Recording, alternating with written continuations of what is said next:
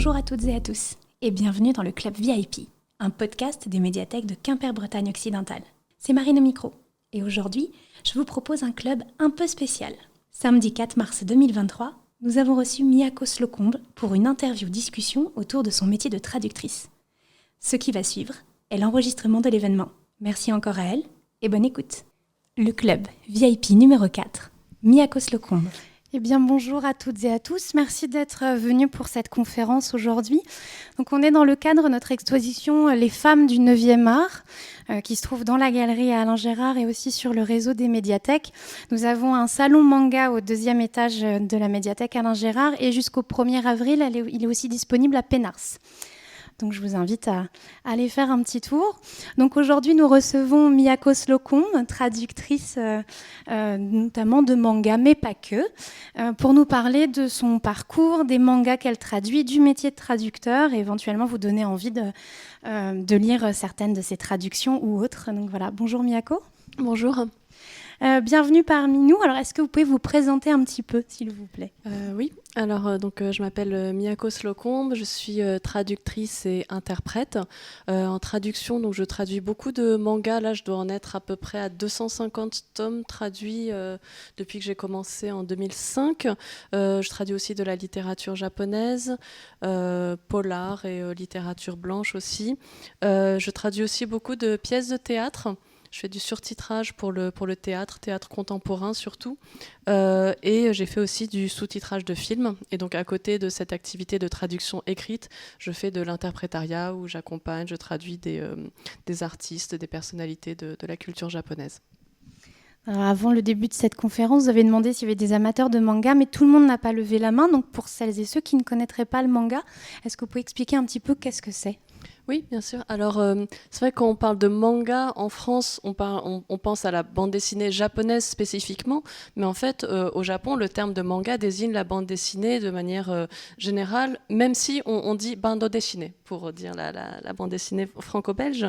Donc pour moi, le manga, en fait, ça a toujours été comme la bande dessinée que je lisais en France, c'est-à-dire de l'image et du texte, différents genres qui s'adressent à un lectorat varié, mais avec effectivement certaines particularités, comme le fait que la plupart des mangas japonais sont en noir et blanc. Le rythme de parution aussi est différent, puisque quasiment tous les mangas paraissent d'abord dans des revues hebdomadaires ou mensuelles, donc ça fait un découpage et un rythme différent de la bande dessinée qu'on connaît en France, où ça paraît plus directement sous forme d'album en général. Et puis, on a aussi un nom pour les différentes catégories de lecteurs. Donc, des termes comme shonen, shoujo, seinen vous disent probablement quelque chose. Oui, c'est vrai que beaucoup de lecteurs se disent les shoujo, les shonen correspondent à des genres, alors qu'en fait, c'est ciblé vraiment vers un public.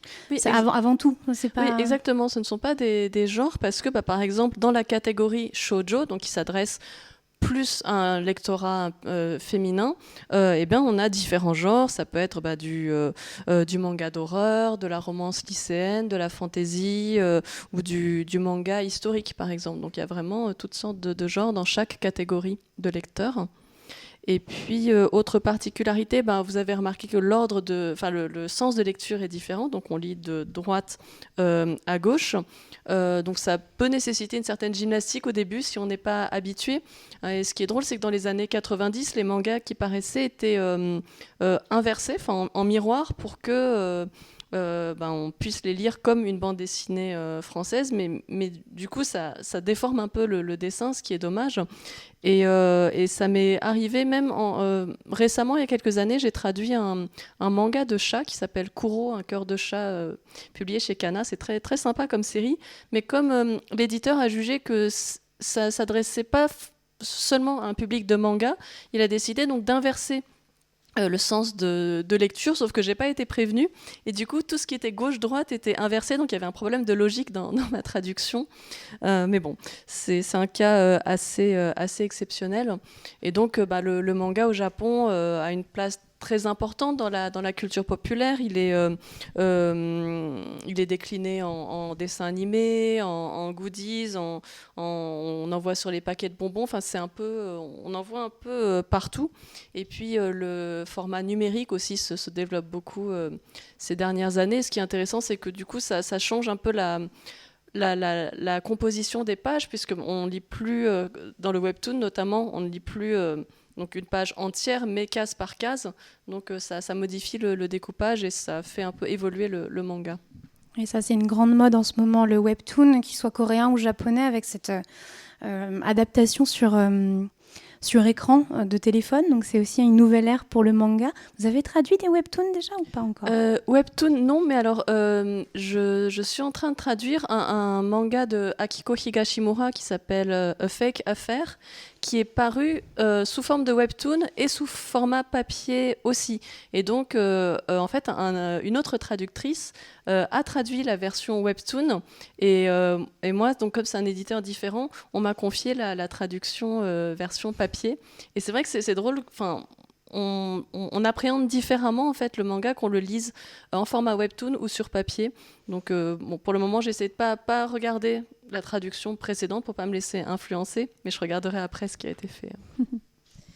Donc la France est le deuxième pays de lecteurs de manga après le Japon. Donc on est très friand de manga en France, et c'est un très gros marché. Qu'est-ce que ça implique en termes justement de traduction ? Parce que ça veut dire qu'on a beaucoup de volume. Donc, Oui, ça implique beaucoup de travail pour les traducteurs de manga. D'ailleurs, les traducteurs de manga ont un profil assez varié. L'avantage de la traduction, c'est qu'on peut la faire un peu de n'importe où. Tous les traducteurs sont freelance. J'en connais pas, il y en a pas à ma connaissance qui soient salariés pour une seule maison d'édition. Donc, on travaille tous pour plusieurs maisons. Et donc, il y en a qui habitent au Japon et qui envoient donc leur traduction de là-bas. Et puis d'autres, quand même, la plupart vivent, je dirais, en France. Et puis, il y en a aussi qui travaillent en binôme. Donc, on a souvent un binôme d'un traducteur qui est de langue maternelle japonaise, qui va faire le premier jet de traduction, et un adaptateur qui ne parle pas forcément le japonais, mais qui va donc fluidifier, adapter, rendre certaines formules plus naturelles en français. Et quand il y a une bonne entente entre le traducteur et l'adaptateur, ça peut être très intéressant. C'est vrai que quand on est traducteur, on est un peu tout seul face à des différents choix de traduction possibles, et on a parfois peur est-ce que j'ose adapter comme ça, et du coup d'avoir quelqu'un avec qui discuter, je pense que ça peut enrichir vraiment le résultat. Est-ce qu'il y a beaucoup de traducteurs comme vous ? Parce que donc, vous disiez tout à l'heure, vous êtes de mère japonaise et de père français. Vous êtes plutôt une représentation classique des traducteurs, ou au contraire, c'est un peu à la marge ? Je crois que c'est assez rare en fait. La plupart des traducteurs que je connais sont français et ont appris le japonais à l'université ou ont vécu là-bas. Et il y a des parcours très divers, et beaucoup de gens sont devenus un peu traducteurs de manga par hasard. C'est mon cas aussi. Donc, à ma connaissance, oui, s'il y a une autre personne qui est franco-japonaise, je pense qui s'appelle Léa Ledimna, qui fait aussi beaucoup de sous-titrage. Mais sinon, non, c'est que des Français dans mon entourage, ou donc des Japonais, comme Satoko Fujimoto ou Yuta Nabatame, qui, eux, travaillent avec un adaptateur. Parce que c'est vrai qu'on a tendance à oublier que quand on traduit... Un traducteur est censé toujours traduire vers sa langue maternelle, donc dans mon cas, le français, et...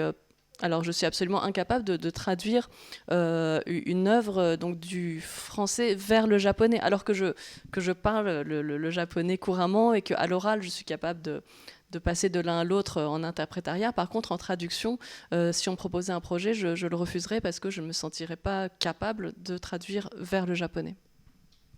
Alors du coup, vous parlez le fait que vous soyez franco-japonaise. Comment vous en êtes venue à la traduction ? C'est une vocation ? C'est une envie comme ça, ou c'est... Alors oui, c'est donc, comme je disais, c'est venu un peu par hasard, puisque à l'origine, j'avais fait des études d'art. Je me destinais à être illustratrice ou faire de la photo. Enfin, c'était un peu vague dans ma tête. Et puis... c'était à une époque où je continuais à faire ces études, mais sans trop savoir où j'allais. Et à ce moment-là, il y a Stéphane Duval, qui est donc l'éditeur du Lézard Noir, qui est un ami de la famille, qui était en train de monter sa maison d'édition. Et comme il savait que j'étais bilingue, il m'a proposé de traduire donc vers le français les mangas qu'il allait publier. Et à cette époque, donc, ni lui ni moi, on savait que traducteur était un vrai métier qui nécessitait des compétences spécifiques. Et je me suis dit, tiens, pourquoi pas, surtout que le manga qu'il m'a présenté, je le trouvais très beau. C'est ce manga qui s'appelle Yume no Kyusaku, c'est un recueil d'histoires courtes de Suehiro Maro. Alors, c'est vraiment pas un manga à mettre entre toutes les mains parce qu'il appartient au genre érotique grotesque. Donc, il y a beaucoup de scènes érotiques et de scènes sanguinolentes. Et en même temps, c'est pas du tout de la violence gratuite. C'est extrêmement poétique, c'est visuellement très beau avec vraiment une profondeur. Et dès que je l'ai lu, en fait, donc j'ai trouvé la langue très belle et j'ai eu envie de chercher les mots en français pour transcrire cette beauté. Et puis en fait, je me suis vite rendu compte que c'était très compliqué, beaucoup plus difficile que je pensais, que en fait, alors même que je parlais les deux langues, je m'étais pas rendu compte que quand on veut exprimer une idée dans l'autre langue, c'est pas juste remplacer un mot par un autre en cherchant la définition dans le dictionnaire. Et tout ce que je faisais, en fait, ça rendait pas bien. C'était pas beau, c'était pas fluide. Et donc, j'ai beaucoup compté sur l'aide de mes parents, en fait, de ma mère japonaise pour toutes les nuances de japonais, et de mon père français, qui est écrivain et traducteur lui-même, mais de l'anglais, et qui comprend le japonais. Donc, ils m'ont beaucoup aidé tous les deux pour faire quelque chose de lisible. Et l'exercice m'a tellement plu que j'ai décidé de me réorienter. Donc, après mon diplôme en école d'art, je me suis inscrite à l'INALCO, l'Institut national des langues et civilisations orientales, où j'ai pu avoir une formation donc, de japonais. J'ai repris vraiment le japonais à zéro, et une formation donc, de culture japonaise, que ce soit en littérature, histoire, sociologie. Et ça m'a vraiment permis d'acquérir les connaissances nécessaires pour faire le métier de traducteur. J'avais aussi des cours de traduction et puis j'ai obtenu une bourse pour étudier 1 an là-bas. Le fait de vivre là-bas aussi, ça m'a beaucoup aidé. Et donc, à côté de ces études, je continue à faire des traductions pour le Lézard Noir. Et c'est après que j'ai commencé à démarcher d'autres éditeurs pour commencer à varier donc, ces activités. Et donc, ces autres éditeurs, ça a d'abord été Saka chez Casterman, parce qu'en fait, les éditions Casterman ont, entre guillemets, piqué l'auteur Suehiro Maro au Lézard Noir, c'est-à-dire que ils ont décidé de publier L'île Panorama, qui est une adaptation d'un roman de Rampo Edogawa, qui est un auteur c'est un peu le père du roman policier au Japon. C'est un auteur que j'aime beaucoup. J'avais écrit mon mémoire sur lui, donc je voulais absolument le traduire. Et puis Stéphane du Lézard Noir m'avait dit essaye de les contacter, et comme ça, si au moins c'est toi qui le traduis, l'honneur est sauf. Donc je m'étais débattue pour trouver les coordonnées de l'éditeur, et donc ils m'ont fait passer un test de traduction. C'est passé, et donc j'ai pu traduire donc, pour la première fois pour un autre éditeur. Puis c'était intéressant parce qu'ils avaient une charte destinée aux traducteurs que le Lézard Noir n'avait pas, mais c'est vrai que beaucoup d'éditeurs ont ça. Donc c'est des indications de comment par exemple sur les règles de ponctuation qu'ils appliquent, parce que ça c'est pas forcément les mêmes, ou la façon de traduire les onomatopées, tout ça. Donc j'avais des indications, c'était bien, puisque comme j'avais vraiment appris sur le tas, cette charte m'a donné comme ça des repères. Ouais, c'est là qu'on voit que c'est un vrai métier. Avec, comme vous disiez, le fait de devoir prendre des études de japonais alors que vous le parliez déjà à la maison, parce que c'est pas la même chose que de parler dans le quotidien, et puis de faire ce travail de traduction. Donc là, on le voit bien aussi avec les chartes. Les éditeurs ont des attentes très précises, c'est pas juste remplacer un mot par un autre. Donc ça a dû être une expérience assez intéressante aussi de passer chez un autre éditeur. Oui, tout à fait. Et ça l'a été aussi avec les éditions Kana. Donc c'est Dargaud Lombard. Et eux, alors, pour vous dire, c'est toujours des histoires de hasard, puisque j'avais été interprète pour une autrice, Hisae Iwaoka, l'autrice de La Cité Saturne, qui était invitée à Angoulême. Et donc, Kana m'avait proposé d'être interprète. Et en discutant avec l'attachée de presse, on avait un peu sympathisé. Je lui avais dit que je traduisais des mangas. Donc, elle m'a dit n'hésitez pas à nous envoyer un CV. Nous, on cherche toujours des traducteurs. Donc, ce que j'avais fait, et là aussi, il m'avait fait passer un test de traduction. Je me souviens, c'est un extrait de Détective Conan, mais qui n'était pas encore sorti. Donc, je ne pouvais pas tricher. Et j'avais une dizaine de jours pour traduire. Il y avait peut-être une dizaine de pages. Et juste pour vous raconter l'anecdote, j'avais fait l'erreur j'ai voulu travailler très, très vite, le rendre plus vite qu'en fait. Il m'avait donné 10 jours, mais je l'ai rendu peut-être au bout de 4-5 jours pour prouver que je savais être efficace. Et je pense que j'aurais dû prendre plus de temps finalement. J'aurais dû utiliser tout le temps qu'il m'avait donné. Donc j'ai renvoyé donc ma proposition de traduction. Et en fait, j'avais aucune réponse. Les jours passaient, 3 jours, 5 jours, une semaine. Plus le temps passait, plus je perdais confiance en moi. Je me disais, mais j'ai dû vraiment rendre un torchon illisible. Et puis finalement, j'ai reçu une réponse très longue où l'assistante éditoriale a vraiment décortiquer ma traduction en commençant par les bons points. Donc je me souviens, elle avait dit oui, vous avez une orthographe irréprochable, là vous avez fait le choix de mettre une note de bas de page, on a trouvé ça pertinent, tout ça. Puis ensuite ce qui ne va pas, donc on a remarqué que vous avez laissé passer des répétitions ici, ou on a remarqué que vous aviez un tic de langage, vous mettez très souvent il y a. Et j'avais jamais remarqué, et c'est vrai qu'en fait je me suis dit mais zut, j'ai mis partout des il y a, enfin c'est pas pro, et donc plein, enfin en fait oui, je me suis fait démonter comme ça sur plusieurs lignes, et le mail se concluait par qu'en pensez-vous? Et là j'étais complètement déstabilisée, je savais pas qu'en penser, je sais pas, juste je suis un peu dégoûtée là, je sais pas, je ne sais pas quoi en penser. Et puis j'en ai parlé à mon père en fait, qui m'a dit qu'il trouvait ça plutôt positif, et que je devrais surtout pas essayer de dire ah non mais ça c'est exprès, non mais ça vous n'avez pas compris, alors que non, si ils n'ont pas compris, c'est que les lecteurs non plus ne comprendront pas mon intention, donc non, dis ce que tu penses, sois sincère. Donc j'ai répondu en faisant un peu ma faillotte, je dois dire, en disant oui, merci beaucoup, c'était très instructif, tout ça. Et effectivement, donc je ne m'étais pas rendu compte de ces tics de langage. J'en prends bonne note pour la suite. Donc je suis restée assez vague. J'ai dit oui, ça me servira pour, à l'avenir. Donc merci beaucoup. Et ils m'ont rappelé pour me dire qu'ils avaient beaucoup apprécié ma réponse, et que ils avaient une série en cours qui est le Pavillon des Hommes, dont 7 tomes étaient déjà sortis, mais le traducteur ne pouvait plus assurer la traduction pour des raisons personnelles. Est-ce que ça m'intéresserait de prendre la suite? Donc évidemment j'ai dit oui, et c'est comme ça que j'ai commencé à travailler pour les éditions Kana.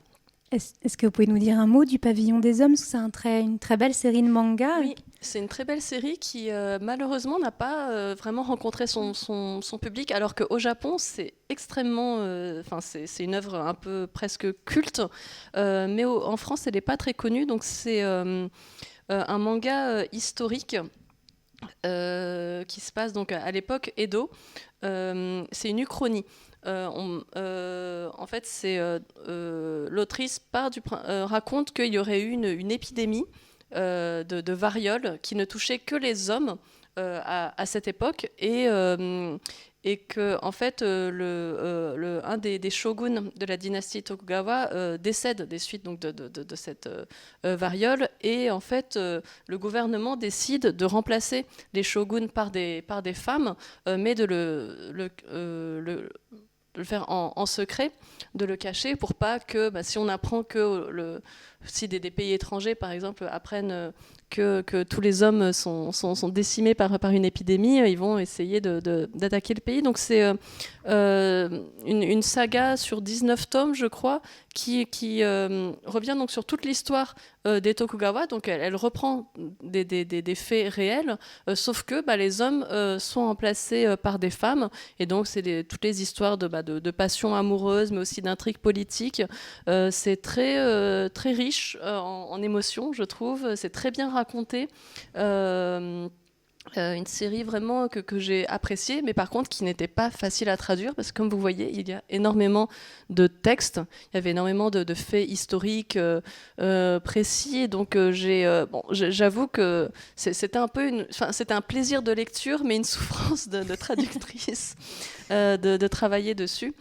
Par contre, j'ai bien aimé le fait de reprendre en fait une traduction qui avait été commencée par un autre traducteur, puisque j'ai pu vraiment me pencher sur les choix de traduction qui avaient été faits. Donc pour moi qui apprenais sur le tas, c'était très instructif de voir par exemple pour les titres des gens de la cour, est-ce qu'il a fait le choix de garder le japonais et de mettre une note, ou est-ce qu'il les a traduits, donc tout ça, moi j'avais plus à faire ces choix-là, ils avaient été déjà faits. Et j'ai appris plein de choses. Ah oui, là, il a traduit comme ça. Enfin, c'était très instructif. Je réalise d'un coup, en voyant les grandes images du pavillon des hommes, que vous êtes abonné à ce genre de manga historique, uchronique, qui inverse genre hommes et femmes. Est-ce que c'est aussi le cas du Tigre des Neiges? Alors, j'avance un petit peu dans votre parcours, parce qu'on reviendra peut-être après sur votre premier shoujo, mais vous êtes la traductrice du coup de Akiko Higashimura, j'espère que je prononce bien. Oui. Et donc pour la série Le Tigre des Neiges, qui est aussi qui est un peu dans le même, même esprit. Oui, tout à fait. Donc ça, je l'ai traduit beaucoup plus tard.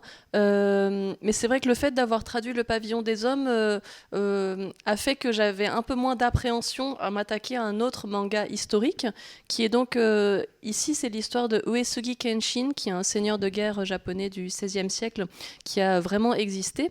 Mais selon certaines thèses, eh bien, ce seigneur de guerre était en fait une femme. Donc c'est vraiment... Il y a une thèse qui existe, c'est pas comme le Pavillon des Hommes. Et donc l'autrice Akiko Higashimura part de ce principe pour retracer toute la vie de ce seigneur de guerre. Alors la particularité en termes de traduction de ce manga, c'est que on a une partie narrative qui est assez classique. On a un langage, assez neutre, mais en fait, les personnages, eux, ils s'expriment en langage d'aujourd'hui. Et alors que dans Le Pavillon des Hommes, ils ont un langage un peu plus précieux.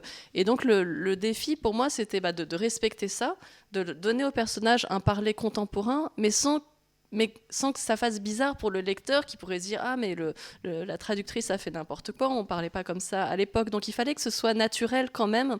Donc, c'était compliqué J'essayais par exemple de ne pas utiliser d'expressions trop à la mode, mais de rester dans quelque chose de vivant. Donc c'était un challenge, mais là, le texte de base était déjà très bien écrit, donc c'était assez confortable à traduire, parce que il n'y a rien de pire pour un traducteur que de devoir traduire un mauvais texte, où là il faut parfois réécrire, c'est assez terrible.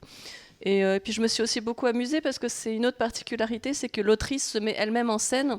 Donc quand il y a des passages un peu trop compliqués au niveau historique, elle apparaît en bas de la page en disant « Coucou, c'est moi, je suis l'autrice du manga, comment ça va ? Moi j'ai trouvé une nouvelle technique pour faire des milkshakes, c'est super bon. » Elle raconte vraiment, ça n'a rien à voir avec le récit. Puis ensuite, elle dit « Oui, vous vous demandez peut-être de quoi ça parle là-haut, mais vous embêtez pas à lire, j'ai juste pioché des trucs sur Wikipédia, donc je vous fais un résumé plus sympa, suivez-moi, plutôt sur en bas des pages. » Donc c'était assez rigolo de toujours jongler entre les différents styles de langage. Et j'ai bien aimé traduire ce titre. Ça, c'est une constante chez Higashimura, c'est son humour et sa façon de jouer avec les styles, parce que vous n'avez pas traduit que Le Tigre des Neiges, vous êtes un peu la traductrice officielle, maintenant on peut le dire, de Akiko Higashimura. Donc vous avez traduit aussi Tokyo Tarareba Girls et sa biographie, elle a fait un manga sur son parcours trait pour trait. Donc j'ai 2 éditeurs différents en plus. Donc les difficultés, j'imagine, sont différentes d'un manga à l'autre, même chez un même auteur? Oui, tout à fait. Dans Tokyo Tarareba Girls, qui est l'histoire, c'est une espèce de Sex and the City à la japonaise.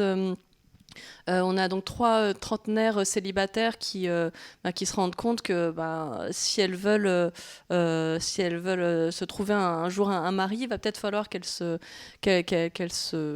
motivent un peu. Et donc c'est vraiment sur le ton de la comédie et en même temps avec un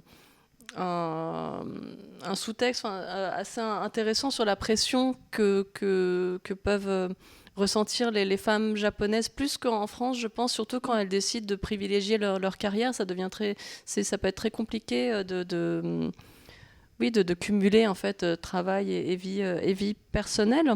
Et donc dans ce manga, il y a énormément de jeux de mots, beaucoup d'humour. Et les jeux de mots, il fallait vraiment les adapter pour garder en fait, en traduction, j'essaie de privilégier vraiment de respecter l'expérience du lecteur, c'est-à-dire que l'expérience que fait le lecteur japonais en lisant, j'aimerais que le lecteur français fasse, dans la mesure du possible, la même expérience. Donc si on est dans un endroit humoristique, je ne vais pas mettre une note de bas de page pour expliquer la référence à un obscur chanteur de variété. Non, je vais adapter pour faire en sorte que le lecteur français rit aussi à ce passage. Et par contre, ce qui était compliqué, c'est que j'avais envie de tout traduire, toutes les blagues, mais quand j'ai fait le premier jet de traduction et qu'on m'a renvoyé le texte mis en page, je me suis rendu compte que c'était très lourd, que c'était assez indigeste et qu'il fallait que j'allège la traduction, sinon c'était pas agréable pour le lecteur. Vous traduisez aussi Hagio Moto, qui est une grande mangaka, parce que notre thème aussi, c'est parler des femmes mangaka. Est-ce que vous pouvez nous parler un peu d'elle, parce que c'est un peu une figure très importante du manga au Japon et de celui que vous avez traduit, Le Clan des Pots. Oui, donc Hagio Moto, au Japon, c'est vraiment une légende vivante du manga. Et elle a été très active dans les années 70, 80. On sent que le style, vous voyez à l'image, est plus daté. Et elle a fait des mangas assez variés. Donc là, Le Clan des Pots, qui est une histoire de vampires. Elle a aussi fait beaucoup de science-fiction. Elle a fait aussi des récits qui se passent dans des pensionnats en Occident. Elle appartenait aussi à un groupe qui s'appelle le groupe de l'an 24, donc c'était un groupe de femmes autrices qui ont été donc très actives à cette époque. Et donc moi j'ai découvert le Clan des Pots quand j'étais adolescente, et c'est vraiment une lecture qui m'a marquée au niveau de... Déjà oui, donc l'histoire, c'est l'histoire d'une famille de vampires qui traversent les âges, et c'est plein d'histoires courtes qui se passent à différentes époques, et il y a beaucoup de tristesse, de mélancolie, en même temps de poésie dedans, et un jour dans une interview parue dans le magazine Atom, on m'avait demandé quels étaient les mangas que je rêverais de traduire, et j'avais cité le Clan des Pots, et en fait les éditions Akata, Bruno Femme, l'éditeur avait lu l'interview, et quand il a acquis les droits de ce titre, il m'a proposé de le traduire, donc je lui en suis très reconnaissante. Et par contre, en fait, en traduisant, je me suis rendu compte que là encore, le plaisir de lectrice et le plaisir de traductrice, c'est pas du tout le même, et j'avoue que j'étais assez... En même temps, c'était génial de me replonger dans cette œuvre, en plus de relire une œuvre qu'on a lue adolescent. Au début, je me disais, oh, ça, je vais peut-être... c'est un palo de rose, tout ça. Mais en fait, j'étais assez émue en relisant aussi. Et par contre, j'osais pas trop toucher au texte. C'est-à-dire que c'était tellement un monument pour moi que je pense que j'ai pas osé aller assez loin dans l'adaptation. Et l'éditeur l'a ressenti, et parce que ça arrive aussi qu'on discute beaucoup, le traducteur est jamais vraiment tout seul, il y a des correcteurs après qui corrigent, et puis parfois avec l'éditeur on va discuter sur certains choix de traduction, et donc là c'est notamment Laura Negro qui travaille pour les éditions Akata, pas seulement en tant que correctrice, elle fait un peu tout, elle a un apport vraiment important chez cet éditeur. Et oui, elle est revenue vers moi en me disant qu'elle a senti parfois une certaine gêne, une espèce de dissonance dans ma traduction. Et c'est vrai que donc en français, le langage est très marqué selon les époques. en japonais, un peu moins, et ce d'autant plus que là, on est dans un récit qui se passe en Occident, et donc j'ai pas forcément pensé à... vu que la langue originale ne s'embêtait pas trop avec donc, les variations de vocabulaire, et que moi, j'étais obsédée par l'idée d'être fidèle au texte, alors que non, je ne lui étais pas fidèle en tant que traductrice. Donc j'ai trop collé, et ça formait une sorte de dissonance. Et donc, on a retravaillé le texte. Elle m'a fait énormément de suggestions pour changer, par exemple, des mots, même juste remplacer des on par des nous, ça changeait tout. Et des choix de vocabulaire en vérifiant que tel mot s'employait à cette époque. Et puis elle m'a fait une suggestion intéressante aussi, c'est de vraiment travailler donc cette différence de langage, qu'on la sente selon les histoires, selon l'époque, les époques où elle se passe. Donc pour tout ce qui est dans le récit, mais par contre dans la narration, de rester un peu plus neutre.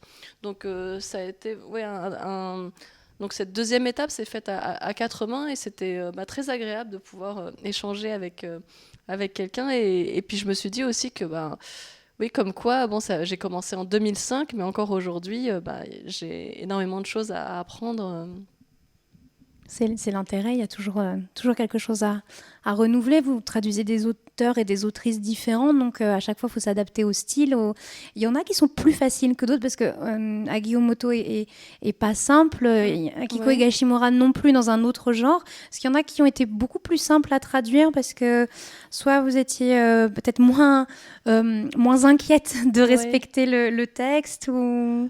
Je dirais que c'est plus facile quand le langage est très marqué. Puisque du coup on sait assez vite vers quelle direction on doit aller. Par exemple, un manga où je me suis pas mal amusée récemment, c'est Makoto-chan de Kazuo Umezu qui va sortir aux éditions du Lézard Noir. Donc Kazuo Umezu, c'est un auteur qui est plus connu pour ses mangas d'horreur. Et de science-fiction, je pense à Je suis Shingo notamment. Il a fait L'école emportée aussi. Et là, c'est un manga dans un style complètement différent. C'est un manga humoristique dont le héros est donc Makoto-chan, un petit garçon en maternelle qui fait que des bêtises. Et donc c'est un manga alors assez pipi caca tout ça. Et il a un langage très particulier. Et je me suis vraiment amusée à chercher à essayer de lui créer des tics de langage en français, parce que je ne pouvais pas par exemple, en japonais, au lieu de prononcer da, il prononce la dans la façon de terminer ses phrases. Mais ça, je ne peux pas le reproduire tel quel, donc il fallait trouver d'autres choses. Donc, oui, là, quand on s'amuse, forcément, c'est plus facile de traduire. Et sinon... peut-être Maruo Suehiro, le premier auteur que j'ai traduit et que je continue à traduire aussi, est assez agréable à traduire, peut-être parce qu'il a un langage assez poétique qui me parle.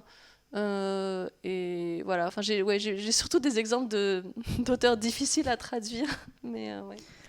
Oui, parce que Akiko Higashimura utilise aussi beaucoup de jeux de mots. Je repense à ce que vous disiez hier, puisqu'on a eu un atelier de traduction avec Miyako. Donc, elle nous a montré un peu comment elle travaille, et on a pu mettre la main à la pâte. C'était passionnant. Sur le Tokyo Tarareba Girl, Tarareba, qui en fait est une sorte de jeu de mots déjà en japonais, comme vous l'avez traduit par Yakafokon même. Donc, c'est assez marrant de voir comment on trouve des passerelles entre les deux langues pour rendre la chose, mais ça doit demander pas mal de gymnastique intellectuelle quand même. Oui, certes. Quand Stéphane du Lézard Noir m'a proposé de traduire ce titre, alors j'étais super contente de le faire. Par contre, tout de suite, j'ai pensé à ce terme Tarareba. Tout de suite, je me suis dit, mais comment je vais traduire ça ? Parce que donc Tarareba, en fait, c'est deux mots qui signifient littéralement « et si ». C'est-à-dire, c'est dans quelque chose d'hypothétique. Donc, tarareba, c'est les gens qui sont... Dire des tarareba, c'est dire des et si. Donc, c'est ne pas être dans la réalité. un peu faire des plans sur la comète, un petit peu. Et donc ces 3 trentenaires célibataires, elles sont toujours là à se dire « Ah, mais et si je rencontrais un homme beau et intelligent » ou tout ça, et puis, mais elles n'avancent pas. Et un jour, un de leurs voisins de table dans le bar où elles se retrouvent en a marre de les entendre brailler comme ça tous les soirs, et il les traite de « tarareba onna », donc littéralement de « femme tarareba ». Pour un peu les insulter. Et là, oui, je ne pouvais pas mettre une note de bas de page, parce qu'en plus, c'est une case, c'est une réplique assez percutante, et ça aurait été dommage d'avoir une note. Donc, je me suis demandé comment traduire ce tarareba, et assez rapidement, en fait, j'ai pensé à ce yaka faucon, qui en plus était parfait, parce qu'au niveau, il y avait le même nombre de syllabes. Alors, le sens n'est pas exactement le même, mais on pouvait... dans l'idée, c'était quand même assez similaire, parce que les gens qui disent des yaka faucons, c'est des gens qui finalement ne se bougent pas, ne se donnent pas les moyens de... Et donc, j'ai traduit, donc j'ai remplacé les ici par des yaka faucons, et par contre, donc, littéralement des femmes yaka faucons, ça allait pas, parce que même si on était proche de ce qui était dit en japonais, eh ben... personne ne dirait ça en français, espèce de femme yaka faucon, c'était très très maladroit. Et c'est là que j'ai pensé à espèce de yaka faucon. Et j'ai un peu hésité, parce que en japonais, il dit des femmes tarareba, donc c'est pas des connes. Et en même temps, je me suis dit, mais traiter quelqu'un de femme quelque chose en japonais, c'est quand même très très violent. Donc, et on peut presque comparer ce degré de violence à quelqu'un qui, en français, traiterait une femme de conne. Donc je me suis dit, allez, je me permets d'adapter, je tente un espèce de yaka faucon. Et je pense que ça permettait de garder l'effet humoristique et impactant de la scène. Vous avez traduit aussi Moving Forward, donc un shoujo, et là aussi il y avait des difficultés avec les patois, toutes les nuances.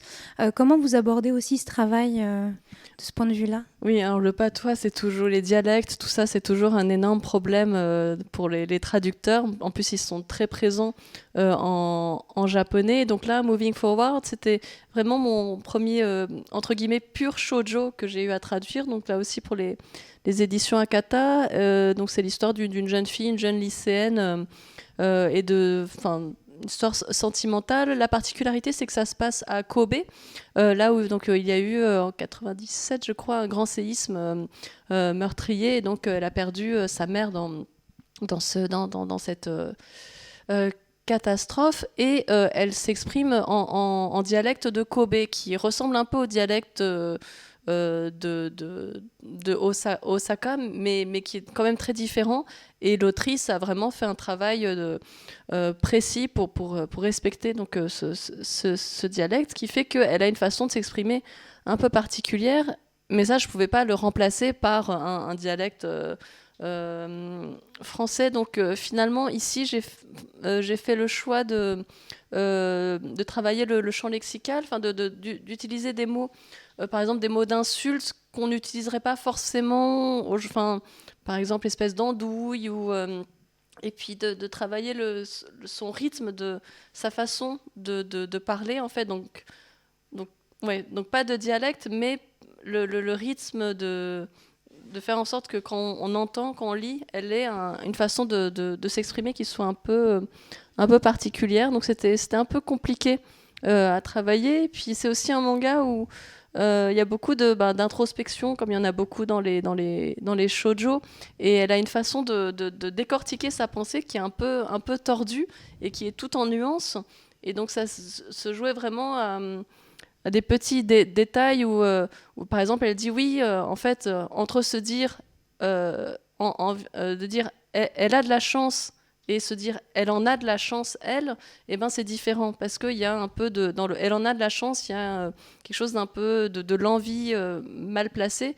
Et donc, c'était voilà, ça se jouait sur des petites choses. Donc, ça demandait un travail assez minutieux. Et puis, c'est vrai qu'il y a beaucoup ça se joue aussi sur les non-dits, sur ce qui se passe dans ce qui n'est ce qui est pas écrit.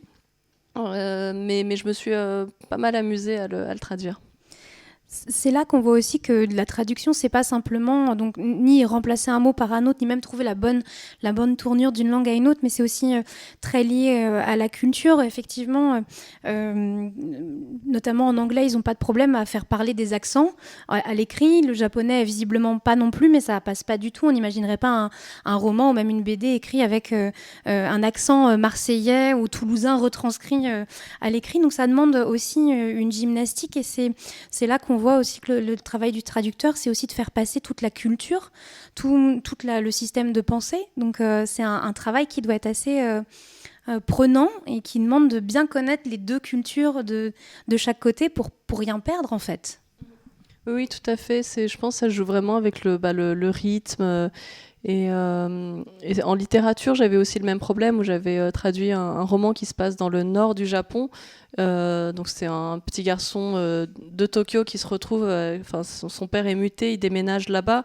Et il y a vraiment un décalage dans les langages. Et j'en avais parlé à l'éditeur, j'avais dit oui, quand même, ce serait bien si on pouvait. Et puis finalement, j'ai fait une proposition, mais l'éditeur a préféré le garder au début et puis de gommer au fur et à mesure, parce que c'est vrai que en littérature, en France, en tout cas culturellement, ça ne se fait pas de retranscrire les accents. Quelle est votre actualité en ce moment? Vous traduisez pour qui, quoi? Dites-moi un peu. Alors, en ce moment, je suis surtout très en retard. J'ai pris beaucoup de retard. Qu'est-ce que les dernières... Là, ce matin, j'étais en train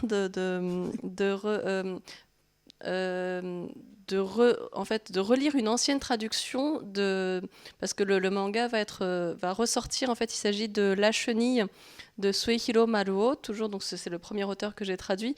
Et là aussi, c'est une adaptation de ce père du roman policier qui est Edogawa Rampo. C'est une histoire courte, l'histoire ça se passe dans les années 20 au Japon. Un homme qui revient de la guerre, il a été mutilé au combat, il est réduit à l'état de tronc humain, il a perdu ses 4 membres et il est sourd et muet. Et donc sa femme doit s'occuper de lui, et puis peu à peu, donc elle s'occupe de lui, et puis il y a une relation un peu perverse, sadomasochiste qui se noue entre eux. Alors c'est un manga, là aussi c'est pas à mettre entre toutes les mains, mais c'est un très beau titre. Et donc je l'avais traduit, je pense en 2009 ou quelque chose comme ça. Et comme il est épuisé, les éditions du Lézard Noir vont le ressortir. Et donc il m'a proposé de relire pour voir s'il y a des choses à améliorer. Et c'est vrai que moi je déteste relire des traductions que j'ai faites avant parce que j'ai envie de tout changer. Et donc là je suis en train de chercher un peu les maladresses. Je me suis rendu compte que là ouais, je pense que je manquais encore d'expérience et je restais très proche du japonais, et j'ai trouvé en relisant ma traduction que parfois ça manquait de liant, de passage, dans la fluidité d'une conversation. Et là, par exemple, en haut, en fait, j'avais mis moi, point de suspension, mais en fait, c'est pas cette dame qui parle, c'est l'homme qu'elle a en face de lui. Et en japonais, littéralement, c'était moi ou je. Donc j'ai mis ça sans trop réfléchir, mais là, en relisant, je me suis dit, mais on croit que c'est elle qui parle. Enfin, c'est pas très clair. Donc j'ai décidé de proposer de le remplacer par vous savez, madame. Et ensuite, il continue à parler. Donc en plus, vous savez, madame, c'est assez parlé. Enfin, c'est une formule qu'on entend quand on la lit.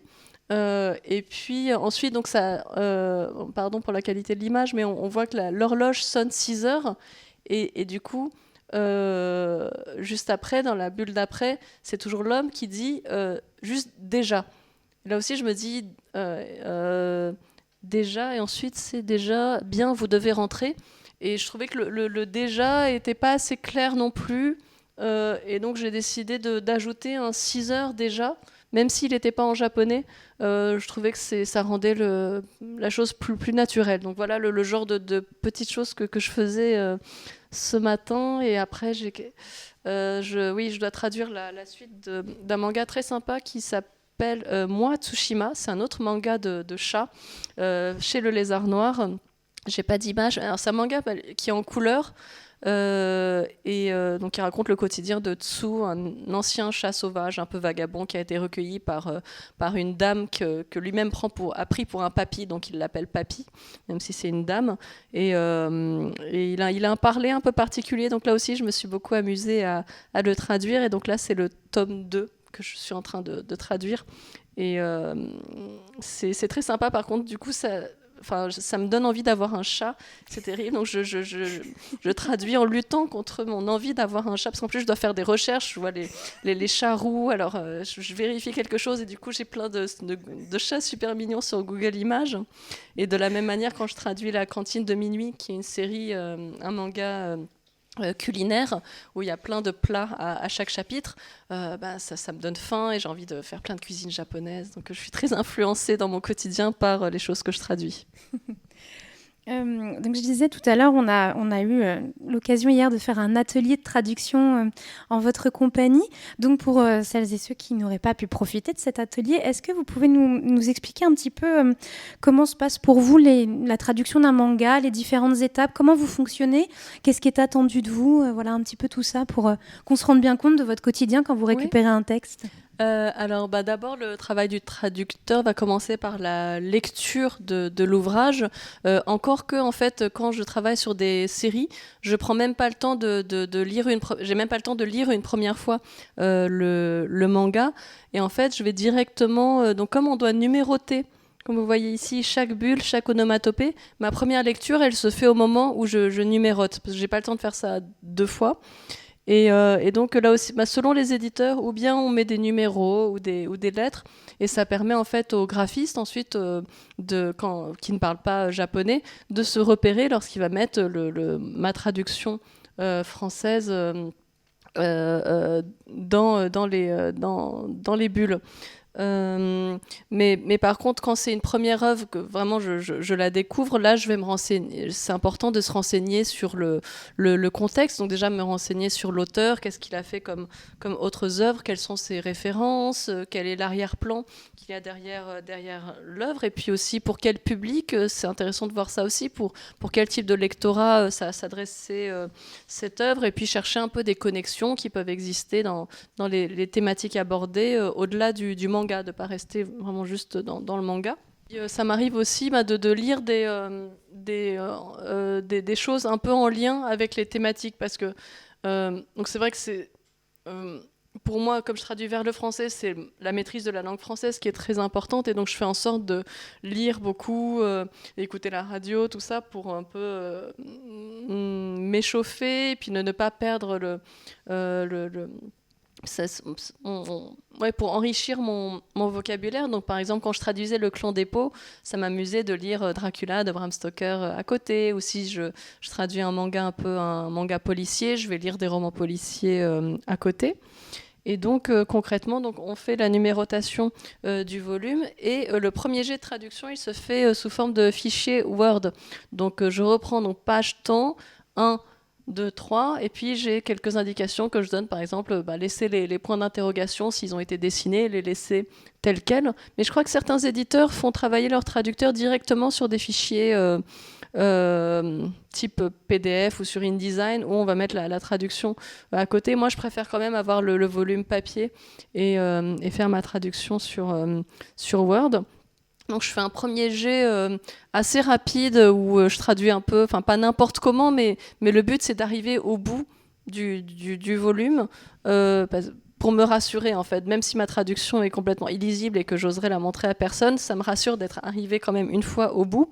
Et puis ensuite je vais repartir du début, je vais affiner, et puis en plus parfois il y a des choses où j'ai une interrogation et en fait j'ai la réponse en avançant plus loin dans le manga. Donc après, moi je travaille comme ça, mais je sais qu'il y a d'autres traducteurs qui préfèrent, eux, dès le premier jet, avoir vraiment quelque chose d'abouti. Et puis les premiers passages, je compare constamment le japonais et le français. Et puis la dernière relecture, là, je me concentre vraiment que sur le français, parce que c'est vrai qu'on a tendance parfois, quand on est vraiment le nez dans le japonais, on a tendance à oublier que telle formulation, en fait, ça ne se dit pas en français. Donc quelquefois, j'ai besoin de me refocaliser sur le français. Et puis souvent, dans le cas des séries, on va préparer une bible de nomenclature pour l'éditeur, c'est-à-dire de donner les indications sur les noms des personnages, leurs liens, aussi est-ce qu'ils se tutoient ou ils se vouvoient. Parce qu'en japonais, c'est un peu flou, il n'y a pas d'équivalent exact, donc on peut parfois oublier que certains personnages se tutoyaient et mettre un vouvoiement. Donc ça, je l'indique. Et puis aussi pour, par exemple, les noms d'attaque, pour les mangas d'action, on va les noter. D'ailleurs, je m'étais demandé pour les éditions Canin, un jour j'avais un manga d'action et je leur avais demandé si les attaques, il fallait les traduire ou pas. Et ils m'avaient dit que ils s'étaient rendus compte que leurs lecteurs aimaient bien avoir le japonais quand même. Donc eux, leur politique, c'était de garder le terme, le nom en japonais et d'indiquer la traduction à côté. Donc voilà, ça dépend des éditeurs. Et voilà, et ensuite dans le processus de traduction, les choses auxquelles je fais attention, c'est le sens du rythme. Souvent je vais lire à voix haute ce que j'ai traduit, et puis si je bute sur un mot, c'est que souvent il y a un problème, il y a quelque chose à retravailler. Et puis je me pose aussi la question du niveau de langage, par exemple les gros mots, jusqu'où je peux aller. Là aussi ça dépend des éditeurs. Il y en a qui indiquent clairement que pas de... Certains gros mots, on les bannit, ou il y a d'autres éditeurs où on est beaucoup plus libre. Et donc ensuite, je vais envoyer le tome que j'ai numéroté, je l'envoie à l'éditeur, au graphiste, et puis le fichier Word à l'éditeur. Et ensuite, quelques temps plus tard, je reçois des PDF avec ma traduction en images. Et ce qui est intéressant, c'est qu'à cette étape-là, j'ai envie de changer plein de choses, parce que je me rends compte que en fait, c'était pas fluide, ou par rapport à l'expression des personnages, parce que même si je traduis avec l'ordinateur et le volume à côté, d'avoir vraiment les deux ensemble, on voit beaucoup mieux. Donc, je fais beaucoup de corrections à cette étape-là. Donc ça, c'est quelque chose qui est censé prendre... normalement, il ne faut pas que ça prenne plus d'une demi-journée, parce que oui, c'est... Il y a d'autres traductions sur le feu, et on n'est jamais vraiment... ça dépend certains éditeurs préviennent de quand on recevra ces corrections, mais il y en a d'autres où c'est du jour au lendemain, on reçoit un mail, oui, voilà voilà le fichier mis en page, est-ce que tu peux nous faire ça pour... Alors, en général, c'est une semaine, mais parfois, c'est 24 heures. Pour avant-hier. Oui, aussi. Donc, faut s'organiser. Du coup, c'est un travail... Je pense qu'on le voit qui est conséquent. Si on n'a jamais travaillé dans la traduction, si on ne connaît pas le métier, on se rend compte à quel point ça demande de la discipline aussi de faire. Qu'est-ce que c'est de traducteur de manga aujourd'hui ? Qu'est-ce que ça implique avec l'explosion du marché, avec Internet, et le fait qu'on ait des passerelles très poreuses entre le Japon et la France, ça dit quoi pour vous aussi ? C'est vrai qu'avec ces dernières années, avec le succès du manga, tous mes collègues sont très très demandés, parce que je crois que oui, les traducteurs de manga qui ont au moins 10 ans de carrière derrière eux, en fait tous les éditeurs se les disputent, et comme les plannings se font très très en amont, c'est difficile d'accepter de nouvelles commandes. Donc c'est vrai que moi mon planning est du coup très rempli, et c'est compliqué en tant que freelance, il faut quand même faire en sorte de ne pas travailler pour un seul éditeur, donc il faut varier, et puis oui, faire en sorte quand même le luxe qu'on a quand on a pas mal de carrières derrière soi, c'est qu'on peut mieux choisir les titres qu'on traduit, donc ça c'est vraiment agréable. Et puis après, il y a le succès du manga fait aussi qu'il y a par exemple le simultrad qui est apparu. Donc pour ceux qui connaissent pas, donc c'est simultrad pour traduction simultanée. En fait, c'est des traductions qui sont proposées en ligne, en numérique, sur des plateformes dédiées comme Manga Plus par exemple, où en fait les traductions sortent quasiment en même temps que les sorties au Japon en numérique, et c'est pour contrer en fait toutes les traductions illégales, parce qu'il y a beaucoup de traductions pirates qui sortent sur Internet, où donc sont des espèces de collectifs, de groupes de traducteurs amateurs qui vont se mettre en équipe pour traduire très vite dès que le manga sort au Japon. Et évidemment, l'éditeur français, lui, le temps de gérer les droits et tout ça, forcément, ça sort plus tard. Donc pour les grosses séries à succès, maintenant, les éditeurs proposent chapitre par chapitre, au même rythme que la publication japonaise, moyennant je sais pas, 50 centimes, 1 euro le chapitre. On peut lire au même rythme que les lecteurs japonais. Et donc ça demande une grosse organisation de la part de l'éditeur et puis du traducteur, puisque donc le traducteur reçoit les fichiers donc avant que ça sorte officiellement. Et moi, j'ai fait cette expérience avec une série qui s'appelle Samurai 8 de Masashi Kishimoto, qui est donc l'auteur de Naruto. Donc c'était sa nouvelle série. C'était le gros événement. L'éditeur Kana comptait beaucoup dessus. Et quand ils m'ont proposé, je voulais essayer ça. L'expérience me tentait, et puis en plus ça me faisait plaisir qu'on ait pensé à moi pour un auteur aussi célèbre. Alors concrètement, comment ça se passait, c'est que chaque semaine je recevais le vendredi soir un nouveau chapitre, et je m'engageais à le rendre le lundi matin. Autant dire que ça me pourrissait tous mes week-ends. Voilà. Mais je m'étais dit, oui, mais un chapitre, c'est 20 pages, ça devrait aller. Sauf que, en fait, le manga était beaucoup plus dense que je ne pensais, d'une part. Et ensuite, en fait, c'est extrêmement, comment dire, je dirais pas désagréable, mais on a l'impression de marcher sur des œufs quand on avance chapitre par chapitre, parce qu'il y a plein d'éléments qui sont un peu flous. L'auteur laisse volontairement planer le mystère, et du coup, pour traduire, en fait, on n'a pas assez d'éléments pour faire une traduction précise, d'autant plus que le japonais peut se permettre des choses un peu plus floues. Par exemple, il n'y a pas de singulier pluriel, masculin, féminin, à moins on peut le préciser, mais comme c'est une langue contextuelle, normalement, le contexte permet de comprendre qu'il s'agit d'une personne ou de plusieurs personnes, et donc pour les auteurs c'est super, on peut jouer avec les ambiguïtés, mais moi je devais faire des choix parfois, et c'était assez, ça faisait peur, et donc ça me prenait énormément de temps chaque week-end, et donc malheureusement la série n'a pas vraiment trouvé son public, déjà au Japon, et donc ce qui devait être une série qui dure très très longtemps, c'est finalement terminé au bout de 5 volumes. Alors bon, j'étais un peu triste évidemment, parce que j'avais bien aimé les personnages, mais j'avoue qu'il y a eu une pointe de soulagement quand même, parce que j'étais libérée pour mes week-ends.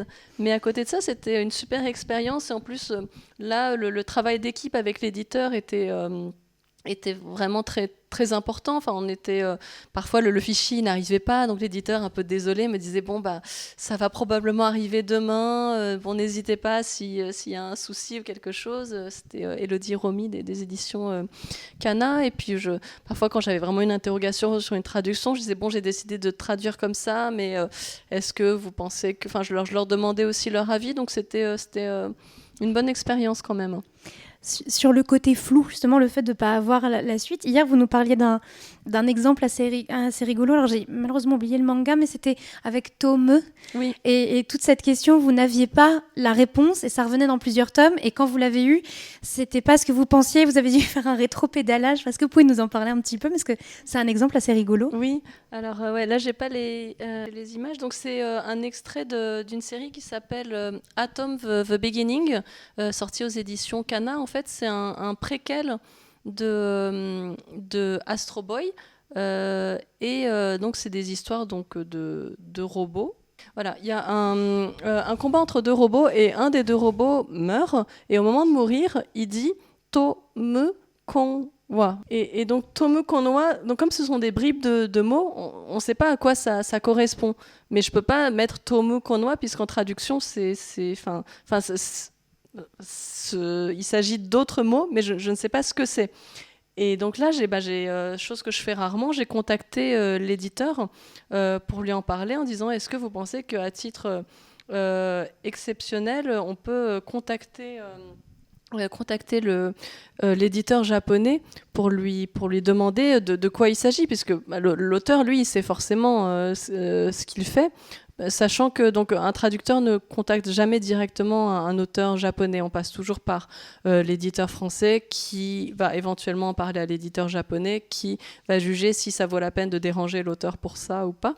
Et donc là, j'en parle à l'éditeur qui me dit oui, mais en fait, ça nous embête un peu parce que si on commence à poser ce genre de questions à l'éditeur japonais, il va vouloir mettre son nez dans la traduction et puis ça peut retarder. Puis si jamais ils mettent trop de temps à répondre, on sera plus dans les temps. Donc si vous pouvez vous débrouiller toute seule, ça nous arrangerait.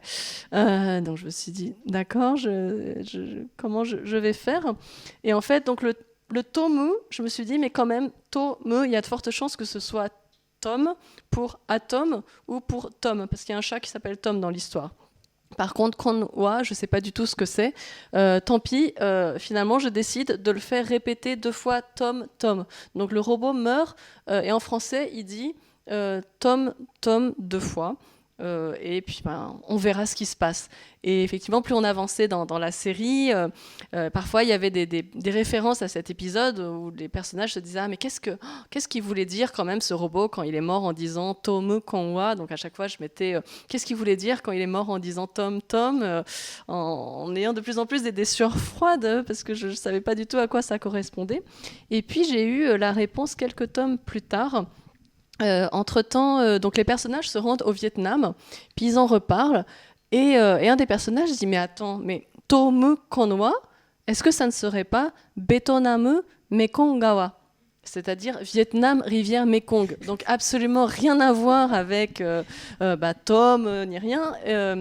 Et donc je me suis dit, ah oui, donc c'était donc ça. Là, j'avais vraiment pas les éléments pour le trouver. Par contre, je suis embêtée parce que j'ai un problème de logique. Comment un personnage en français pourrait, depuis Tom, arriver à Vietnam rivière Mekong? Il ne peut pas dire « Ah, mais attends, mais Tom, bien sûr, c'est Vietnam rivière Mekong, évidemment. » Donc moi, j'avais juste ce mot « Tom » et qui devait arriver à Vietnam rivière Mekong. Donc j'ai fait des recherches sur Internet et j'ai vu qu'en fait, Tom, ça voulait dire crevette en vietnamien. Je me suis dit, là, je tiens peut-être quelque chose. Et finalement, j'ai décidé de faire dire à ce personnage... Tom, ça veut dire crevette en vietnamien. Il n'y aurait pas un rapport avec le Mekong qui est connu pour ses élevages de crevettes. Donc vous voyez, on s'en sort plus ou moins. Enfin, ça reste logique. Et j'ai eu aucune plainte de lecteur. Personne n'a dit oui, c'était pas ça en japonais. Donc je pense que je m'en suis plus ou moins sortie, mais j'ai eu chaud, quoi. C'était pas évident. La complexité du métier, les risques. Voilà, les risques du métier. Est-ce que vous pouvez nous parler un peu des outils que vous utilisez pour traduire? Est-ce qu'il y a des logiciels qui vous aident ou des techniques particulières? Oui, alors, donc comme je disais tout à l'heure, on travaille, on a juste besoin de logiciels Word ou autre, enfin, logiciel de traitement de texte, et ensuite on reçoit des fichiers PDF, donc on a juste à noter, donc ça ne demande pas un équipement très important. Après, il y a certains éditeurs, notamment avec le Lézard Noir, où parfois ils m'envoient les fichiers sur le logiciel InDesign, où je peux retoucher directement le texte. Et sinon, les outils, c'est vrai qu'ils évoluent de plus en plus, et il y a des logiciels de traduction assistée, donc d'intelligence artificielle qui paraissent, et notamment un qui s'appelle GeoComics. Donc c'est un logiciel qui va donc détecter tous les textes de l'image et les mettre donc à l'écrit sur la partie de droite, et ensuite le traducteur il peut donc mettre la traduction directement en dessous, et c'est un logiciel qui propose aussi une traduction automatique. mais c'est pas encore au point, surtout pour le japonais qui est une langue donc contextuelle, ça m'aidait pas du tout, donc j'ai complètement désactivé cette option. Par contre, c'est vrai que ça permet on n'a plus à numéroter chaque bulle puisque le logiciel détecte, donc c'est pas mal, et je pense que donc là c'est encore un logiciel qui est en cours de développement, mais quand ce sera vraiment au point, ça peut faciliter le travail du traducteur. Et en parlant donc d'intelligence artificielle, on parle de plus en plus de traduction automatique, et je pense que c'est quelque chose qui peut venir assez rapidement dans la traduction de manga. Alors, c'est pas les machines vont remplacer les traducteurs. Par contre, je me dis qu'il est fort possible que les éditeurs fassent faire une pré-traduction par un logiciel et demandent au traducteur de faire une relecture, donc de vérifier qu'il n'y a pas de faux sens, tout ça. Et bon, ça, je me dis, pourquoi pas ? Il faut aussi être en phase avec son époque et accepter les progrès techniques, mais il ne faudrait pas que ça du coup dégrade les conditions de travail des traducteurs, c'est-à-dire que ce premier jet que fait l'intelligence artificielle, c'est vraiment pas le gros du travail d'un traducteur. Ce qui fait vraiment les compétences du traducteur, c'est ce travail après d'affinage qui se fait après. Donc il faudrait pas qu'on soit moins bien payé parce qu'il y a cette intelligence artificielle qui finalement ne fait pas gagner tant de temps que ça.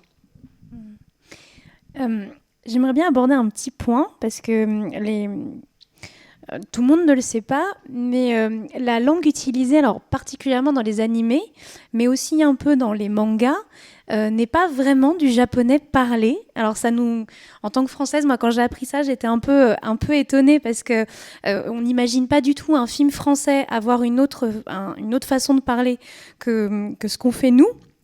Mais au Japon, c'est le cas, et on repère les francophones qui ont appris le japonais par les animés, parce que en fait, c'est pas vraiment une langue parlée. Oui, tout à fait, c'est assez drôle. Dans tous les films de Miyazaki, par exemple, les personnages ont une façon de s'exprimer, donc qui est tout à fait, qui fait pas tiquer quand on regarde le film, mais qui est différente du parler, comme vous disiez, des japonais standards. Donc c'est un japonais qui est beaucoup plus presque joué, je dirais, qui est plus expressif peut-être, qui sonnerait faux dans la bouche de quelqu'un dans la vraie vie, en fait. Alors ça, bien sûr, c'est pas quelque chose qu'on transcrit dans la traduction, puisque en français, on n'a pas ça. Donc, ce serait bizarre d'avoir un langage un peu comme ça surjoué. Mais effectivement, la langue est très différente entre un film d'animation et le japonais standard parlé dans le quotidien des Japonais. Est-ce qu'il y a des mangas ou des mangaka que vous auriez aimé traduire, mais que vous n'avez pas pu traduire parce que ça y est, ils sont déjà faits, et d'autres qui ne sont pas encore traduits et que vraiment ça vous tenterait bien? Alors en auteurs qui ont déjà été traduits, je pense qu'il y a Rumiko Takahashi, l'autrice de Ranma 1/2, de Urusei Yatsura, tout ça, c'est je crois que c'est la première autrice que j'ai lue quand j'étais petite en manga, et du coup, oui, je pense que j'aurais beaucoup aimé la traduire, mais en même temps, elle est merveilleusement traduite, notamment par Fédois Lamodière pour Ranma 1/2. Je trouve qu'elle a fait un super travail, donc c'est sans regret. Mais après, c'est vrai qu'elle a fait Rumiko Takahashi a fait une série qui s'appelle sur le thème des sirènes, la Mermaid Saga, qui est une œuvre qui m'a vraiment marquée quand j'étais plus jeune, et je pense que j'aurais beaucoup aimé la traduire. Et puis il y a aussi les œuvres de Ai Yazawa, notamment Nana, que j'ai relu récemment, et que j'ai trouvé vraiment formidable. Et en même temps, en relisant, je me suis dit, mais en fait, c'est super dense, il y a du texte partout, et ça a vraiment pas dû être évident pour le traducteur. Donc en fait, en le relisant, je me suis dit, non, en fait, le plaisir de lectrice me suffit parfaitement. Et en auteur que je rêverais de traduire, en fait, mes vœux ont déjà été exaucés, puisque les deux autrices que j'avais citées, c'était Akiko Higashimura, et là je suis presque devenue la traductrice attitrée de ses œuvres, et puis Hagio Moto. Donc là, comme ça, j'ai pas dit de nom précis, mais après c'est vrai que tout ce qui est humoristique, les auteurs et autrices qui moi-même me font rire, j'aime beaucoup avoir à les traduire. Donc peut-être dans le registre humoristique, j'aimerais bien faire d'autres choses. Le petit mot de la fin avant qu'on passe aux questions, parce qu'il y a peut-être des questions dans la salle. Oui, pour conclure, je pense que oui, en traduction, vraiment, il y a une approche très différente selon la nature de l'œuvre, mais aussi de l'éditeur. Chaque éditeur a c'est donc à travers sa charte, c'est sa façon de faire traduire au traducteur, et puis aussi selon le lectorat auquel on s'adresse. On va changer un peu, on va réfléchir à sa manière de traduire. Et puis il y a aussi autant de traductions que de traducteurs. Il n'y a pas une seule bonne réponse. Et ça aussi, c'est quelque chose dont je me suis rendu compte au fur et à mesure de mon expérience, et aussi en écoutant, en allant par exemple à des conférences où j'ai écouté d'autres traducteurs parler. Je me suis rendu compte que ils se contredisaient beaucoup. Et ça m'a beaucoup rassurée de me dire qu'il n'y avait pas une seule vérité en traduction. Et que effectivement, c'est un apprentissage permanent. Et c'est aussi ce qui fait la beauté de ce métier. Merci beaucoup. Donc du coup, s'il y a des questions...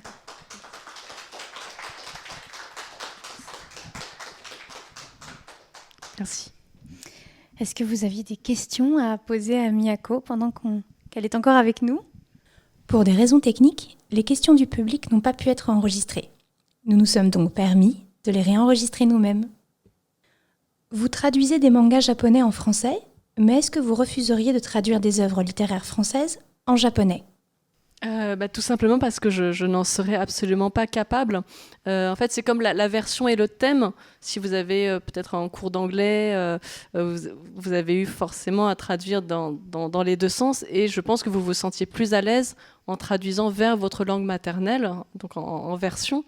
Et je pense que, en fait, surtout en traduction, donc même pour traduire vers le français, qui est ma langue maternelle, celle où je me sens le plus à l'aise, le passage, le fait de devoir traduire, il faut une maîtrise vraiment très,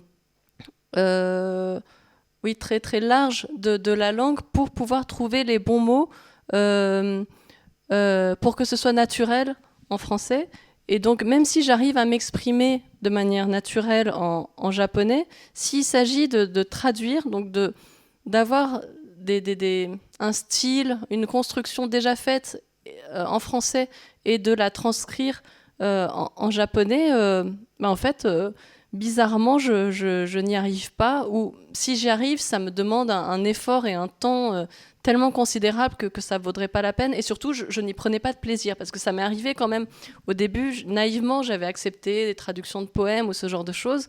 Et en fait, oui, j'y arrivais pas et j'y prenais aucun plaisir. Et j'ai préféré laisser les gens de langue maternelle japonaise le faire. Alors après, y a je pense à une autrice qui est Ryoko Sekiguchi, qui écrit, elle, en japonais et en français, donc il y a vraiment une maîtrise des deux langues, mais quand elle traduit en binôme, parfois elle traduit seule, mais elle a beaucoup travaillé notamment avec Patrick Honoré, qui est lui aussi un grand traducteur du japonais vers le français. Donc il y a quelques exceptions, mais je pense que oui, pour le commun des mortels, ce serait pas sérieux ni responsable d'accepter de traduire vers une langue qui ne soit pas sa langue maternelle. Vous avez repris la série Les Enfants d'Hippocrate. Est-ce que ce n'est pas plus difficile de reprendre une série après un autre traducteur plutôt que d'en commencer une nouvelle ? Étrangement, en fait, c'est pas si dur que ça, parce que j'en parlais un peu tout à l'heure. En fait, ce qui est surtout difficile quand on commence une nouvelle série, c'est tous les choix qu'on va faire au début, c'est-à-dire, donc pour Le Pavillon des Hommes, est-ce qu'on va traduire ou non les titres des personnes de la cour, et donc là, quand je reprends une série qui a déjà été commencée par quelqu'un, j'ai plus cette responsabilité-là. Les choix ont été déjà faits. Donc par contre, effectivement, donc quand j'ai repris la série Les Enfants d'Hippocrate, dont les 3 premiers volumes ont été traduits par Ryoko Akiyama, même pour les onomatopées, je devais regarder à chaque fois comment elle les traduisait, parce qu'on a chacun une façon de traduire. Alors je regardais donc les portes de l'hôpital. Ça peut être je crois que, je sais plus, elle avait mis roll ou quelque chose, donc j'ai fait en sorte de mettre aussi ça, même si mon premier réflexe n'aurait pas forcément été cette traduction, ou même pour tous les panneaux, tout ce qui revient en fait d'un volume à l'autre. Effectivement, je dois tout le temps me reporter à ce qu'elle a fait avant, mais finalement, comme on m'a en plus donné les fichiers Word avec la fonction rechercher, je pouvais assez facilement trouver les choix qu'elle avait fait. Donc, d'un certain point de vue, c'est assez confortable de prendre la suite de quelqu'un parce qu'il a fait le gros du travail. Et puis, effectivement, comme j'en parlais tout à l'heure, quand j'avais débuté, ça me permettait de voir, c'était intéressant de voir quels sont les choix de traduction faits par d'autres traducteurs, parce que aujourd'hui, je ne vais pas aller vérifier comment, enfin, surveiller, je compare jamais le japonais et le français d'œuvres qui sont traduites aujourd'hui. Donc, je continue à lire des traductions, mais plus d'une pour le plaisir et aussi pour voir un peu ce qui se fait chez les autres traducteurs, mais je ne vais pas décortiquer une traduction. Et là, de reprendre une traduction qui a été commencée par quelqu'un, là, je suis obligée de décortiquer et il y a beaucoup de choses à apprendre. Donc, je dirais que c'est pas si difficile que ça. Le Petit Prince a été traduit dans beaucoup de langues. Est-ce que vous l'avez lu en japonais? Et si oui, avez-vous perçu des nuances? Non, alors malheureusement, j'ai pas eu l'occasion de la lire, et donc je ne saurais pas vous dire s'il y a des différences de nuances, mais ça me fait penser à un livre pour enfants que j'avais lu, un livre pour enfants japonais, c'était pareil, une histoire de chat encore, que j'avais lu en japonais, qui m'avait vraiment ému. Et quand j'ai vu qu'il a été sorti en français, par curiosité, je l'ai lu et malheureusement, j'ai pas eu la même émotion. Et je saurais pas expliquer pourquoi. Alors peut-être parce que le japonais est une langue qui m'émeut beaucoup. Oui, aussi, ouais, beaucoup d'onomatopées. Et peut-être c'est une langue qui me touche plus. Et donc, je pense pas que ce soit la qualité de la traduction, mais peut-être parce que j'étais déjà tellement attachée à l'œuvre originale que j'ai pas ressenti la même émotion en la lisant en traduction. Est-ce qu'il y a une différence de budget et de temps entre une série phare d'un éditeur et une série secondaire? Est-ce qu'on vous dit, celle-là, traduisez-la, mais n'y passez pas trop de temps? Non, et j'ai envie de dire heureusement, ce serait terrible si un éditeur disait oui, cette œuvre-là, elle est pourrie, alors on met pas beaucoup de budget dedans. En fait, en général, chaque éditeur a ses propres tarifs. Donc ça peut être un tarif à la page, au nombre de signes, ça peut être un forfait. Et quelle que soit la notoriété de l'auteur, on sera payé pareil. Donc c'est plus d'un éditeur à un autre. Et du coup, je peux en profiter pour vous parler un peu des conditions financières des traducteurs. Donc les traducteurs sont considérés comme des auteurs en France, donc on est payé en droit d'auteur. Et c'est-à-dire qu'on a une avance, c'est un peu technique, on a une avance sur droit. Et ensuite, donc on a une telle somme qui correspond à une avance sur les tomes vendus. Et si jamais le nombre d'exemplaires écoulés dépasse ce qui correspond à la somme qu'on a touchée, on commence à toucher un pourcentage sur les ventes. Mais il y a certains éditeurs peu scrupuleux qui vont payer par exemple des traducteurs débutants en auto-entrepreneur. Et ça, normalement, il faut pas le faire. Donc, alors, je blâme jamais les traducteurs débutants qui acceptent ces conditions parce qu'ils sont pas censés savoir, eux. Par contre, les éditeurs qui le savent et qui font comme ça en connaissance de cause, je trouve ça un peu limite. Et après, les traducteurs peuvent aussi négocier parfois si donc ce ne sera pas en termes de notoriété de l'auteur. Enfin, je ne vais pas dire oui, là, c'est un auteur super connu, donc j'ai trop la pression, donc paye-moi plus. Je ne vais pas dire ça. Par contre, si un manga est particulièrement dense ou nécessite beaucoup de recherche, ça peut m'arriver d'en parler à l'éditeur, de dire oui, ce tome-là, ça me prend vraiment beaucoup de temps. Et si on reste sur le tarif standard de tant d'euros à la page, moi je m'y retrouve pas. Donc on peut aussi en discuter. J'ai remarqué que avec le le succès là, ces dernières années du manga, il y a des éditeurs qui ont augmenté leurs tarifs, donc c'était plutôt une bonne nouvelle pour les traducteurs. C'est vrai que c'est des tarifs qui n'avaient pas bougé depuis des années. Voilà. Comment vous vous mettez dans la peau des personnages pour respecter leur façon de parler? Et comment vous prenez en compte la mutation et l'évolution de la langue japonaise parlée? Ah oui, comment je me mets... je me pose toujours la question de comment le personnage dirait ça s'il était français, enfin si on était en France, comment on le dirait. Et après, c'est vrai que l'avantage donc des dialogues dans un manga, c'est que c'est un parler qui est très vivant et qui du coup est relativement facile enfin pas facile à traduire, mais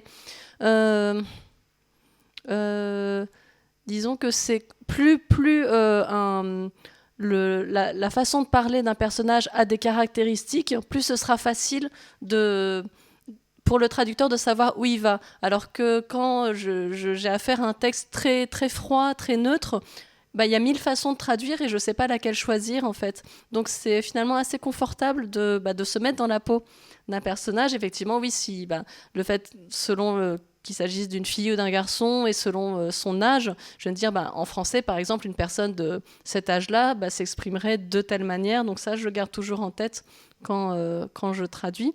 Et ensuite, sur l'évolution du langage, c'est vrai que c'est une difficulté parce qu'en japonais, il y a beaucoup de termes très à la mode, ancrés dans une période particulière. Et ça, en fait, j'essaie quand même... mais ça dépend des traducteurs. Mais moi, personnellement, mon approche, c'est d'éviter les expressions vraiment trop contemporaines parce que je trouve que ça vieillit assez mal. Et j'ai peur que même si là... on emploie beaucoup, dans 2 ans, si on relit le manga, on se dise ah mais c'est super ringard donc j'utilise des mots donc voilà d'un langage contemporain mais un peu standard entre guillemets, un peu intemporel, voilà pour faire en sorte d'être neutre et vivant en même temps. Donc donc malheureusement, ça va peut-être effacer un petit peu le côté très vivant, c'est vrai, on lit une réplique en japonais, selon le langage des personnages, on sait tout de suite si on est en 2000, en 2010 ou 2020, mais ouais, non, ça, je pense que le problème les traductions, elles vieillissent plus vite que les œuvres originales, donc voilà, j'évite d'être trop actuelle. Est-ce que vous avez pour projet de traduire des webtoons coréens? Non, j'ai déjà beaucoup à faire avec les mangas japonais, donc non, même si j'aime bien aussi en tant que lectrice lire des manhwas. J'ai pas prévu d'apprendre le coréen. C'est une question personnelle, mais est-ce que vous avez dû choisir votre nationalité? Oui, tout à fait. Donc le Japon n'autorise pas la double nationalité. Donc à l'âge de, je sais plus, 18 ans, je crois, oui, à la majorité, les franco-japonais doivent choisir entre la nationalité française et japonaise. Et moi, vu que je vivais en France et que j'avais aucun projet de m'installer au Japon, ça m'a paru naturel de privilégier ma nationalité française. Ça m'a pas causé de soucis. Enfin, c'est juste que je dois faire la queue quand j'arrive à l'aéroport, je fais la queue avec les Français, mais bon, je suis moi-même à moitié française. Je pense que ça peut être plus difficile, par exemple, pour des Japonais qui ont décidé de s'installer en France. Enfin, j'ai des amis comme ça qui, du coup, ce serait très difficile pour eux d'abandonner leur nationalité japonaise, et en même temps ce serait beaucoup plus pratique. Donc c'est assez rare que je pense les Japonais, même s'ils vivent en France, abandonnent leur nationalité japonaise. Donc non, pour moi c'est juste c'est de la paperasse, et je me sens franco-japonaise à l'intérieur, mais c'est vrai que c'est un peu dommage que le Japon n'autorise pas. Après, ça fait débat assez régulièrement, donc je me dis qu'un jour, un jour peut-être, les franco-japonais pourront avoir les 2 passeports. Allez-vous régulièrement au Japon ? Alors, avant le Covid, j'y allais au moins une fois par an. Alors, ça pouvait être ou pour le travail en tant qu'interprète ou pour aller voir la famille et les amis. Donc là, malheureusement, depuis le Covid, j'ai pas eu l'occasion d'y retourner. J'aimerais beaucoup. C'est vrai que c'est même en tant que traductrice pour voir ce qui se fait, c'est pas pareil que de chercher sur Internet, de faire de la veille sur ce qui sort en manga ou en littérature. C'est vraiment bien d'être sur place, d'aller en librairie, voir les nouvelles choses, de se mettre dans le bain. Et aussi, oui, on parlait du fait que la langue japonaise évolue constamment, et donc pour être un peu à jour, d'être plongé dans ce quotidien, de regarder la télévision, de parler avec des gens. Donc c'est quelque chose qui me manque un peu. Quand vous êtes au Japon, est-ce qu'on vous prend pour une japonaise ou pour une française ? Alors, ce qui est drôle, c'est que ça dépend vraiment des gens. Et ça, c'est pareil. En France, il y a des gens qui me prennent pour une japonaise à 100%, et d'autres qui